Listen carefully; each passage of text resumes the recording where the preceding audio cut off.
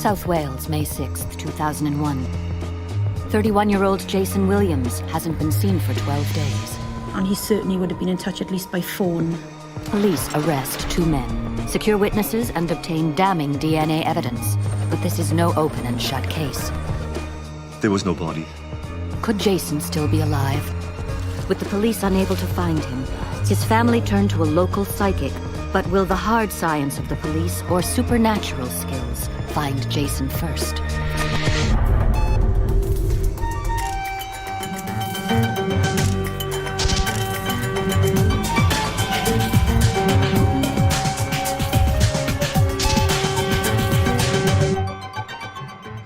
Lahore, a quiet commuter town on the south coast of Wales. A person doesn't have to be missing for very long before somebody notices. Unemployed father Jason Williams has not been seen for 4 days. His sister Julie is worried by his lack of contact. Jason was a very family-orientated person, very devoted to his son. He was very much a hands-on dad. He certainly would have been in touch at least by phone to speak to his son. So that was when the alarm bells first were raised. Detective Chief Inspector Ken Isaac has lived and worked in the area for most of his life. An area where serious crime is extremely rare.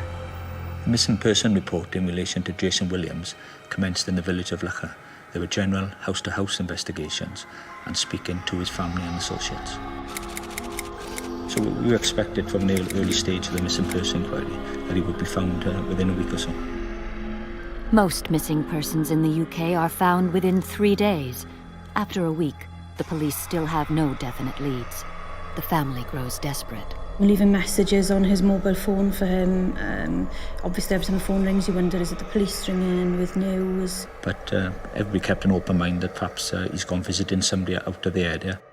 After 9 days and with little information from the police, Julie takes advice from a relative and contacts psychic Sue Evans to see if her worst fears are true. Psychics have the ability to speak to spirit, so that if that missing person is dead, then psychics would be able to communicate with that dead spirit. If she was a genuine article and could do what she said she could do, she might come up with a piece of information that would lead to finding him, so there wasn't any decision to make, really. Sue claims that tarot cards focus her psychic intuition and will allow her to discover what happened to Jason. I use the tarot like some people use a crystal ball or tea leaves. And it's a way of me linking into their lives and finding out what's happened to them. To me, the tarot is how I communicate with spirit, as well as being able to predict. Out of the 78 picture cards, Sue turns over the image that most strikes fear into those not familiar with the tarot, the death card. The death card means change. Doesn't always mean death, but it does mean change. But because it's next to the moon, which indicates sadness to me, it does mean that there is sad changes around you. This is the Chariot, which means trauma. This is how you feel at the minute, as if everything has tumbled down around you, which is caused by all these preceding cards. And this is the 9 of Swords, which indicates stress to come along with this. The cards did show us that there was trauma around Jason, but we weren't absolutely positive as to what had happened. But it does indicate that something has happened. So we'll have to remote view this if you want at a later stage.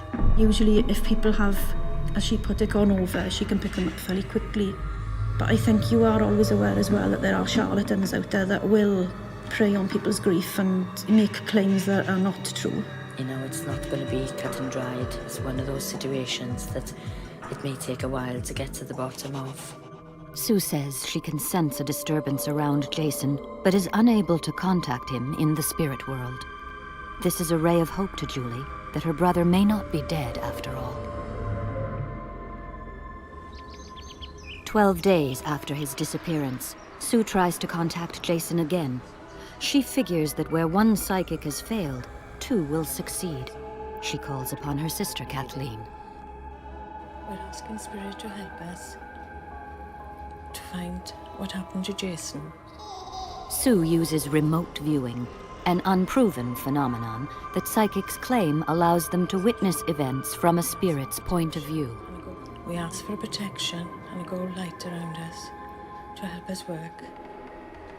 When I remote view, it's like watching a video or a television. You see details. You can see the layout of furniture, you can see the layout of rooms, you can pick up the atmosphere, which would lead up to a murder. You can then watch as if you're standing there as a witness. Sue claims she is transported back to the murder scene with Jason as her spirit guide. I found myself in a living room, and there was an older gentleman there and a younger gentleman, as well as Jason. I see that there's a bit of agitation going on between Jason and the younger man. What the psychic doesn't know is that her visions seem to match details revealed by a local man who has been brought in by police after claiming he witnessed the murder. This started as a missing person investigation, and I always kept an open mind. Is this a missing person investigation, or is this a murder case? Alan Sinfield says he was there when Jason was viciously attacked by 27-year-old Richard Davis. Sinfield and Jason were friends. There was a vast age difference, some 20 years. What he told us is that they'd been drinking at his house. Davis and Williams had an argument over the fact that Davis saw Jodie Sinfield's telephone number in Jason Williams's phone. All of a sudden it erupted like a balloon going pop. And there was a struggle. Davis pulled Jason Williams onto the floor, straddled him. And he was just sticking the knife in him in his chest and things in some kind of a vengeful, nasty way. With no apparent knowledge of Sinfield's confession, Sue describes an older man and a younger man in the room with Jason, then a drunken murder. She has no doubts what this information is all about. Jason wants to ensure his killer is brought to justice. There is an element of wanting justice done because somebody had taken his life. It's 12 days since 31-year-old Jason Williams was last seen alive in Lahore, South Wales. This missing persons case takes a dramatic turn when a 57-year-old local man, Alan Sinfield, is interviewed by police. This was turned into a murder investigation, primarily from the disclosure by Sinfield to the police saying that Richard Davis had killed Jason Williams and he was a party to the disposal of his body. For 24 hours, these details are not released even to Jason's family, yet somehow psychic Sue Evans' vision of the murder appears to match Sinfield's confession. The police remain open-minded over what has happened to Jason. And we weren't sure at that stage, was he involved in the murder? Did he alone do the murder and blame Richard Davis? And they were things that we were hoping to clarify. Richard Davis was also arrested that night, and he was given an opportunity to give his version of events. Davis protests his innocence and claims that although he had an argument with Jason, he left Sinfield's house with him still alive. The interviewing officers felt it was a challenge, as if it was some type of game with him, or challenging the officers during each particular interview. The police act fast and send in forensic teams to Sinfield's house. Now, both Ken Isaacs and Sue have terrible news to deliver. One of the most difficult jobs for me was speaking to the family and telling them that he had been killed. Initially, when we heard that he'd, been stabbed, it happened like probably 2 streets from where I lived. It was very strange to think that all that was going on in such a short distance from your home and you didn't know anything about it. We knew that these people had been charged with his murder, and I didn't feed that information to Sue, because if I did that, I would never be able to know whether she was genuine or not. I have to tell you that I have been in contact with Jason's spirit, and I feel he has passed over. I'm sorry to have to tell you. Sue tells Julie about her vision of Jason being in a room with 2 men and the drunken stabbing. Her details match the facts that the police have revealed to Julie earlier. With regard to the information she's come up with, the accuracy of it, I can't logically tell you how she could come up with all those details. Jason's spirit also seems to be providing Sue with more clues that could bring his killer to justice. And Jason was pointing out that there would have been parts of the room splattered by the blood, and some had splattered onto a radiator. With regard to the information she's come up with, the accuracy of it, I can't logically tell you how she could come up with all those details. We need to see now what's happened to him since. Julie is won over and approaches the police about working with the psychic, but they refuse the offer. My take on the psychic involvement is that a psychic did not assist the investigation, and to my knowledge, Southwest Police has not used a psychic to help to prove any inquiry. Yeah, I think, police have their hands tied by procedure, by budgets, by professional guidelines and standards. I mean, families are not tied by any of those things. Frustrated by the police's response, Sue and Julie launch their own psychic hunt for the body, led by the spirit of Jason. The key to any murder investigation is identifying where is the attack site and where is the body deposition site. We had an attack site, but we didn't initially have the body deposition site. Without a body, the police could not be confident of convicting anyone for murder. At Sinfield's house, the forensic team have a breakthrough. We moved back the carpet, and we found there was 2 large pools of blood, and under the radiator were some small dots of blood. Sue claims she predicted there would be blood close to a radiator. For her believers, this is proof that the psychic has access to the world of the paranormal. Psychometry is a controversial technique that supposedly allows seers to explore psychic imprints of objects touched by victims. Will this help Sue find Jason's body? She calls in her psychic troops. Deep breath in. We were asked to sit within the circle, and then I think a photograph and some things of Jason's, like a t-shirt, were passed around. It helps when you have more people in circle, because each person's got a different psychic ability. So all these combined builds up the whole picture. So we saw that the body had been loaded into a van and taken up towards the Brecon Beacons. We saw the body being left very unceremoniously, but there was a tree that the branch of a tree had broke. Are we anywhere near where your body is? Jason showed us a Celtic cross. The unique thing about it is that he said there were 3 of these crosses. And she said, this is near the spot where he was put. I just keep saying it's so obvious. You're missing me. Near there, that's where his body was.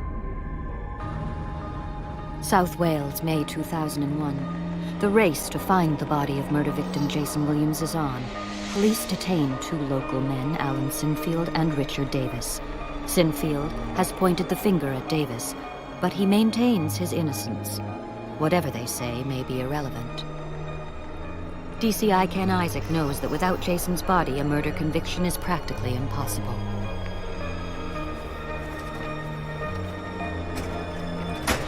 It was important for us to recover Jason's body for 2 reasons. Primarily, to prove the case of murder. There's been very few convictions or murder convictions where a body hasn't been recovered.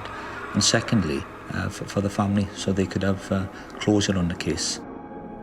At the same time, psychic Sue Evans has launched her own search. She claims that she is in touch with the spirit of Jason, and he has given her clues that will lead to the location of his body.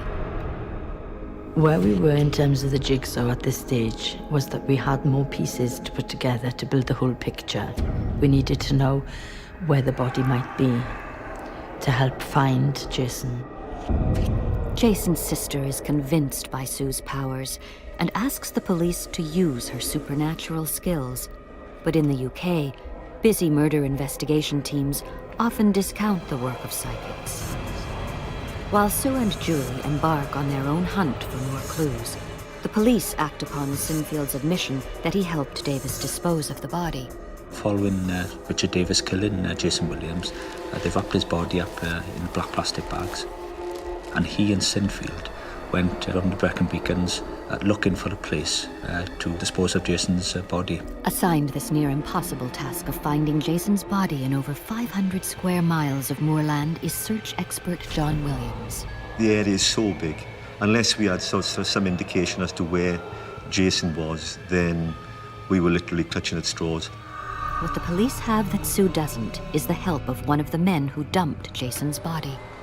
We drove quite a few hundred miles over the couple of the days I was with him. I can recall him saying that they drove onto a grass verge at some point. And on my left-hand side, I could see some tyre marks that were on the grass verge. I looked further along the road from where the tyre marks were, and I could see a white bag. On top of the bag, there was a stone. And it just seemed strange. This was in the middle of nowhere. There was absolutely nothing about, and why is a stone suddenly being put on top of a carrier bag? Sue's psychic investigation has already shown her Jason's body dumped on the Brecon beacons. Will her visions of Celtic crosses and a broken tree turn out to be meaningful?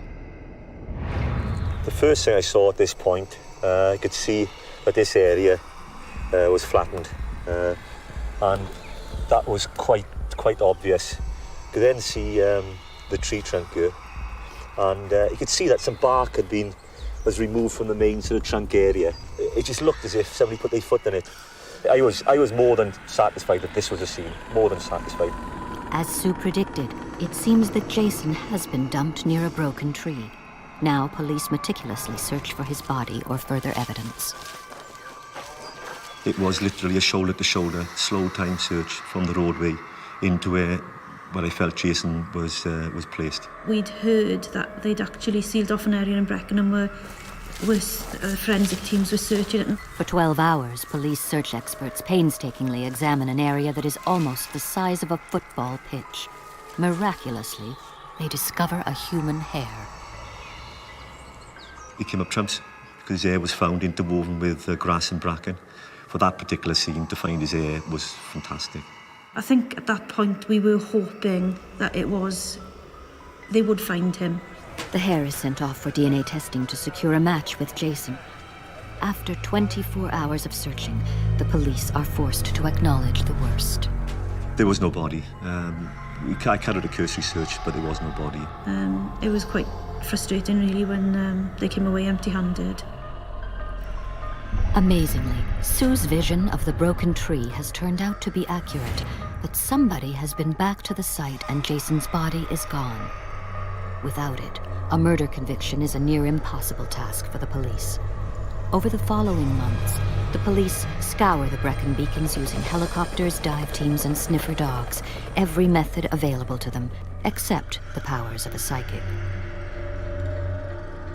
Julie believes that where the police have failed, Sue will succeed. I feel it's definitely near these 3 Celtic crosses. So we decided to go in the car and go up and have a look for ourselves to see if we could find any of these landmarks that Jason was showing us. As we were driving along, we rounded a corner and I spotted a church behind some high sort of conifer trees. And we found a Celtic cross. There was a Celtic cross there. And as we approached it, I noticed that I could just see a Celtic cross in the grounds, and I said to Sue, "There's one Celtic cross there." Julie turned on and said, "Look behind," and there was 2 other Celtic crosses. So these were the 3 Celtic crosses we felt that Jason was showing us. The clues and the jigsaws were coming together, and we just had to trust that he'd guide us to him. In South Wales, 2 very different investigations race to find the body of murder victim Jason Williams. The police search the Brecon beacons but find no corpse. Jason's sister Julie turns to psychic Sue Evans. She is certain that Jason will be found near the 3 Celtic crosses that they have discovered in an old Welsh churchyard. The fact that we actually found 3 Celtic crosses in one churchyard, which I think is quite unusual anyway. You could feel his spirit around you, and you would feel a nice warmth. I thought about it and I really can't think how logically she could come up with as much accurate information as she has. I would never have known these were here, and I do feel that Jason did draw us towards these to show he's in this area. Sue is certain that Jason is nearby.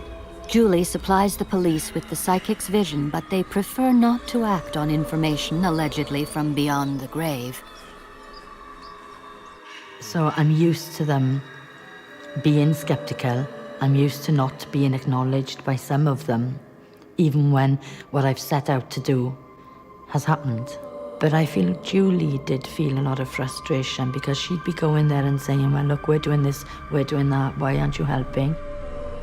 The police have the confession of Sinfield and strong evidence pointing towards Davis as the murderer.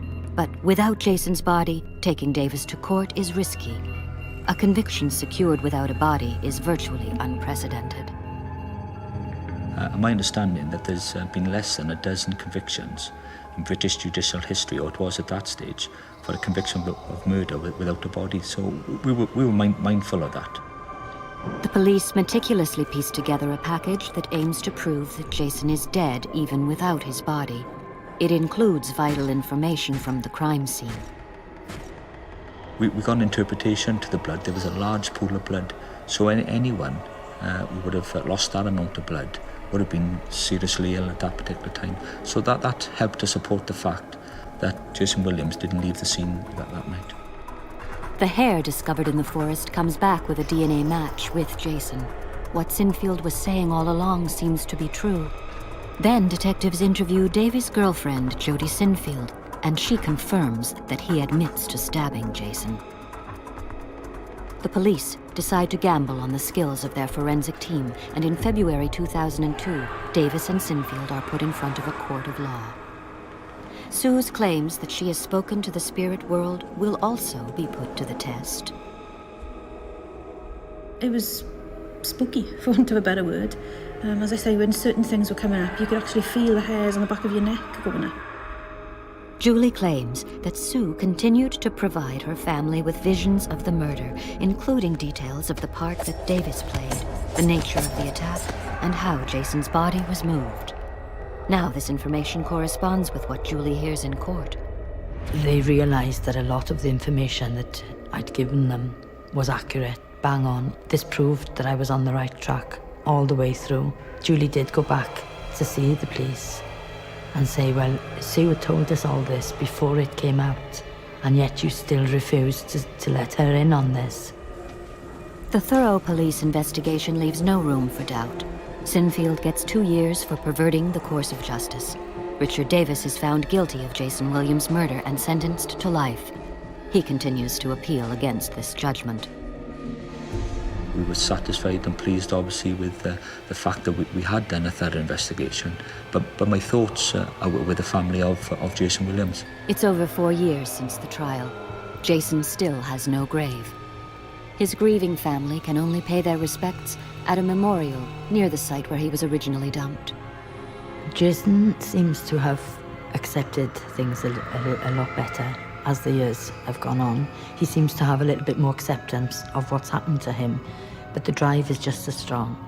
He still wants us to find his body. He's still around us, and he is only a thought away, and he pops into my mind quite often, quite regular. Sue is certain that Jason is near the 3 Crosses, and with police help she could find his body, but the controversy over the intervention of psychics and clairvoyants in criminal investigations remains. Well, I feel that psychics are another tool that the police can use. I would like to see every police headquarters having psychics on their books. It's nice to see Callum's dog is still here. Oh, Yes, Callum's little dog. Because obviously he has no grave to go to. no. It's a little present for his father. I think she's been psychic from a child. To her, that is normal, and I get the impression she can't understand why we find it so amazing, because for her, it's fact. Sue's relationship with Jason has had a lasting effect on her. It proves that there's life after death, and it proves that your loved ones care for you after they've died, and that they still have emotions and feelings even though they're dead. I will always keep looking for him, and I will always be there for him.